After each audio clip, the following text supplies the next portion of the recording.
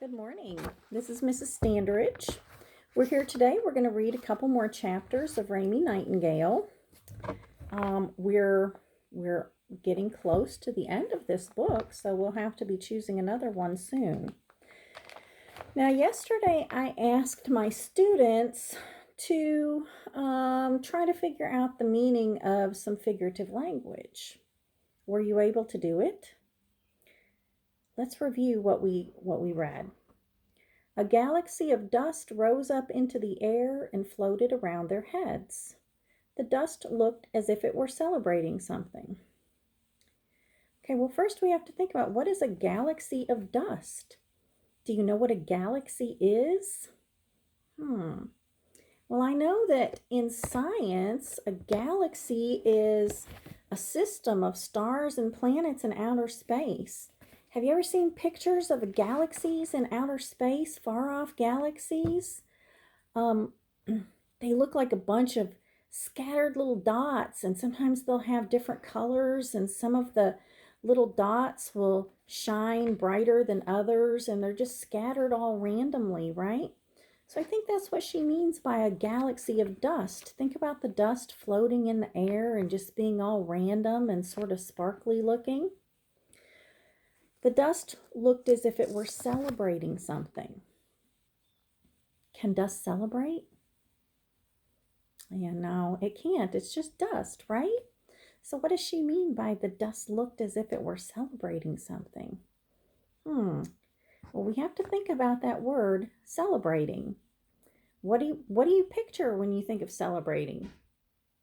Maybe a party, maybe a birthday party, maybe Christmas, right? Some happy occasion.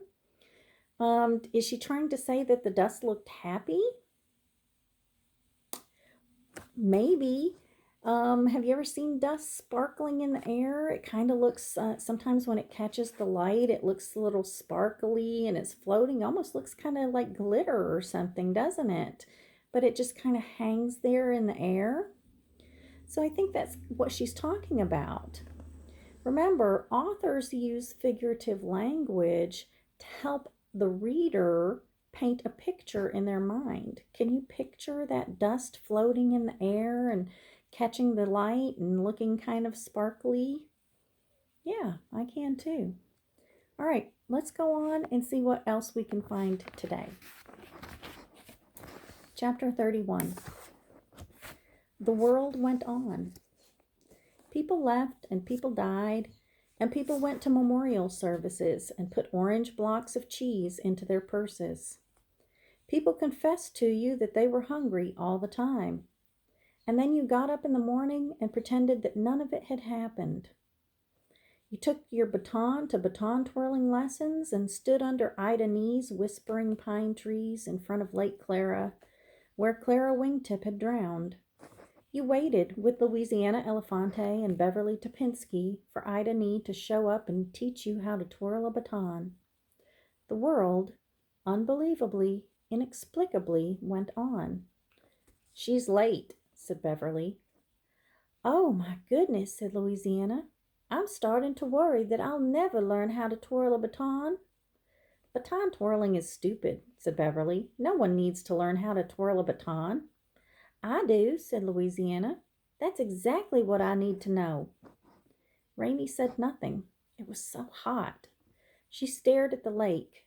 She didn't know what she needed anymore. I have an idea, said Louisiana. Let's go find Ida Nee. Let's not and say we did, said Beverly. She threw her baton up in the air and caught it with an elegant twist of her wrist. The bruise on her face had faded to a yellow stain. She was chewing sour apple gum. Raymie could smell it. Well, I'm going to go find her, said Louisiana, because I desperately need to win the contest and earn the money and stay out of the county home. Yeah, said Beverly. Right, we know all of that already. Are you coming with me? Asked Louisiana. When no one answered her, she turned away from them and headed toward the house. Beverly looked at Raymie and shrugged. Raymie shrugged back. And then she turned and followed Louisiana. Okay, said Beverly, if you say so. Besides, it's not like there's anything else to do. The three of them walked up to Ida Nee's gravel driveway. "We're the three rancheros," said Louisiana, "and we're going on a search and rescue mission." "You tell yourself whatever story you want to tell yourself," said Beverly. When they got to the driveway, they stopped and stood together and surveyed the house and garage. Everything was quiet. Ida Nee was nowhere in sight. "Maybe she's in her office," said Louisiana, "planning on what to teach us next." "Yeah, right," said Beverly. Louisiana knocked on the garage door. Nothing happened. Beverly came up behind Louisiana and reached around her and jiggled the doorknob. "This lock is no problem," said Beverly. She took her pocket knife out of her shorts and passed her baton to Raymie. "Hold this," she said. She went to work on the lock. She got a thoughtful look on her face. Said Raymie, "should we be breaking into Ida Nee's office?" "What else is there to do?" said Beverly. She fiddled with the lock for a few more seconds and then smiled a big smile. "There," she said. The door swung wide. "Oh, my goodness," said Louisiana. "That's a very good skill to have." "It beats baton twirling," said Beverly. Louisiana peered into the office. "Miss Nee," she said, "we're here for our baton twirling lesson." Beverly gave Louisiana a little shove. "If you want to find her so much, go inside." "Miss Nee," said Louisiana again. She stepped farther into the office. Beverly and Raymie followed her. The floor and the walls of the garage were covered in green shag carpet. The ceiling was green shag carpeted too. Baton twirling trophies were everywhere, hundreds and hundreds of them, gleaming in the green dimness so that the garage looked like the cave of Ali Baba. Against the far wall, there was a desk with a nameplate on it. The nameplate read Ida Nee, State Champion. Above the desk, there was a moose head. "Boy, if there was ever a place that needed to be sabotaged," said Beverly, "this is it. Ida Nee acts like she's champion of everything, but some of these trophies aren't even hers. See this one?" She pointed. "This one belongs to my mother." Louisiana squinted at the trophy. "It says Rhonda Joy," she said. "Who's Rhonda Joy?" "That was my mother's name before she married my father." "You could have been Beverly Joy," said Louisiana. "No," said Beverly, "I couldn't have." "Your mother was a baton twirler?" asked Raymie. "My mother was a baton twirler and a beauty queen," said Beverly. "But who cares? Now she's not either one of those things. Now she's just someone who works in the Belknap Tower gift shop selling canned sunshine and rubber alligators." "There's a king's ransom in here," said Louisiana. "We could sell all of these trophies and never have to worry about money again." "These things are nothing but junk," said Beverly. Raymie was listening to Beverly and Louisiana, and also not listening to them. She was staring up at the moose head, and he was staring back at her. The moose had the saddest eyes of anyone she had ever seen. They looked like Mrs. Borkowski's eyes.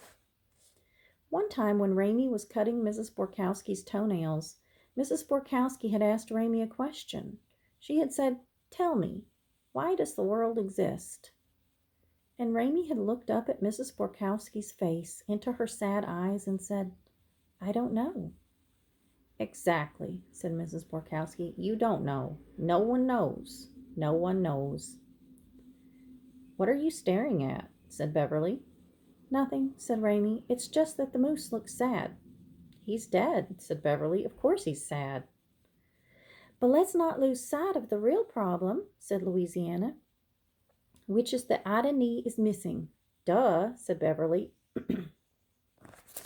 "Maybe we should go look in the house," said Louisiana. Raymie stared at the moose. "Tell me, why does the world exist?" "Come on," said Beverly. "You have to keep moving." She put her hand on Raymie's shoulder and turned her around, back toward the door, where the light from the outside world was coming in. Raymie blinked. "Just keep moving," said Beverly again, and Raymie walked toward the open door. 32. They knocked on the front door of Ida Nee's house and rang the doorbell, and when no one answered, Louisiana said, "Maybe she needs help. Maybe the three rancheros should come to her rescue." "Ha," said Beverly. "Maybe you should break and enter," said Louisiana. "Now there's an idea," said Beverly, and she got out her pocket knife and picked the lock on Ida Nee's front door. "Miss Nee," shouted Louisiana, "it's us, the three rancheros." From somewhere deep inside the house there came the sound of singing and also the sound of snoring. Louisiana went around the corner first. Beverly followed her. Raymie followed Beverly. "She's asleep," whispered Louisiana, turning back to them. "Look." She pointed at Ida Nee, who was stretched out on a plaid couch. One arm was hanging almost to the floor, and with the other arm she was holding her baton close to her chest. She had on her white boots. There was a country music song playing on the radio. It was somebody singing about how somebody else was leaving. So many country western songs seemed to be about people leaving other people. Ida Nee's mouth was hanging open. "She looks just like a sleeping princess in a fairy tale," said Louisiana.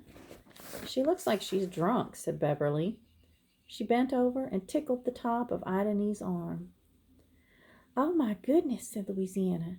"Don't do that. Don't make her angry." Louisiana bent down close to Ida Nee's ear. She said, "Rise and shine, Miss Nee. It's lesson time." Nothing happened. Raymie looked at Ida Nee, and then she looked away. There was something scary about watching an adult sleep. It was as if no one at all were in charge of the world. Raymie stared instead at Lake Clara. The lake was blue and sparkling. Clara Wingtip had sat in front of her cabin for 36 straight days, waiting for her husband to return from the Civil War. And then on the 37th day she went and drowned herself in the lake. By mistake, or on purpose. Who could say how it had happened? On the 38th day, David Wingtip had returned. But it was too late. It didn't matter. Clara was already gone. How long are you supposed to wait? That was another question that Raymie wished she had asked Mrs. Borkowski.